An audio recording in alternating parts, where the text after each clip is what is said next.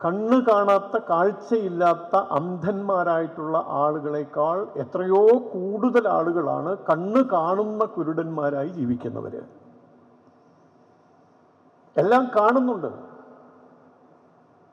പക്ഷെ അവർ അന്ധരാണ്. അവർക്ക് നേർക്കാഴ്ച ലഭ്യമാകുന്നില്ല. നേർക്കാഴ്ച ലഭ്യമല്ലാതിരിക്കുമ്പോൾ എന്ത് സംഭവിക്കും?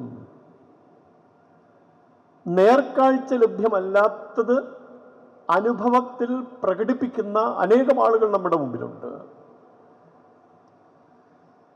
അതുകൊണ്ടാണ് ചർച്ചാവേദികളിലൊക്കെ ഹിന്ദുരാഷ്ട്രം എന്ന പ്രയോഗത്തെ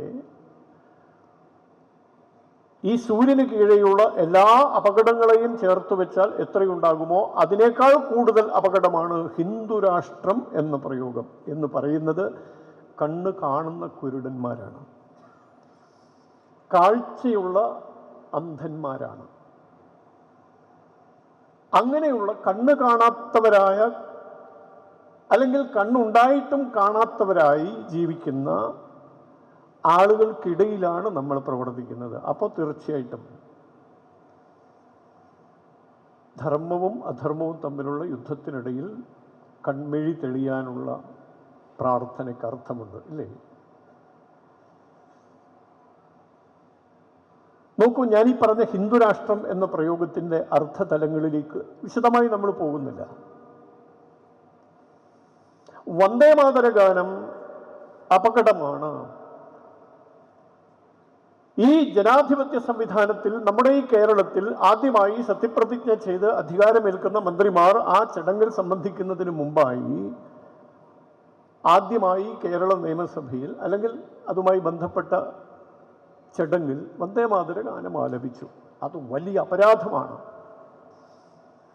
എന്തുകൊണ്ട് അപരാധമാവുന്നു?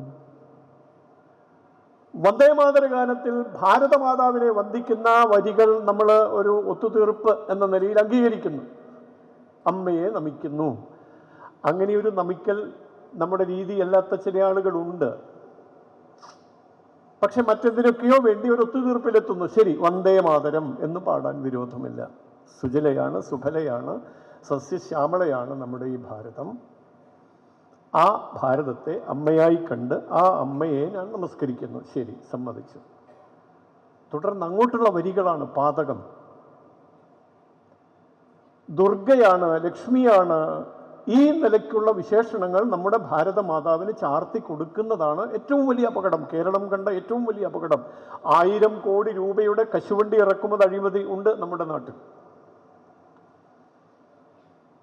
അതേ മൂല്യമുള്ള മറ്റനേകം അഴിമതി കഥകൾ നമ്മൾ കേട്ടുകൊണ്ടേയിരിക്കുകയാണ് നമ്മുടെ ഈ കേരളത്തിൽ. മഹാകുംഭമേളയിൽ പൂ വിറ്റ് നടന്ന നിഷ്കളങ്കയായ ഒരു ബാലികയെ തട്ടിയെടുത്തു കൊണ്ടുവന്ന് ആർഭാടപൂർവം വിവാഹം നടത്തിച്ചത് ഈ കേരളത്തിലാണ്. ഇത് കേരളമാണ് എന്ന മുദ്രാവാക്യം നിരന്തരം നമ്മൾ കേട്ടുകൊണ്ടിരിക്കുന്നുണ്ട്.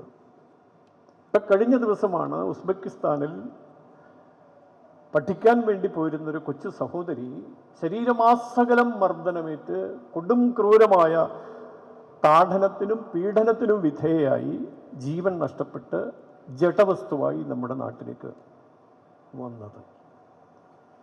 ഇതൊന്നുമല്ല കേരളത്തിൻ്റെ അപകടം. എന്താണ് കേരളത്തിൻ്റെ അപകടം? നമ്മുടെ ഈ ഭാരതമാതാവിനെ ദുർഗയാണ്, ലക്ഷ്മിയാണെന്നൊക്കെ പറഞ്ഞു കളഞ്ഞു. ഇതാണ് ഞാനീ പറഞ്ഞ കാഴ്ചയുള്ള അന്ധന്മാർ.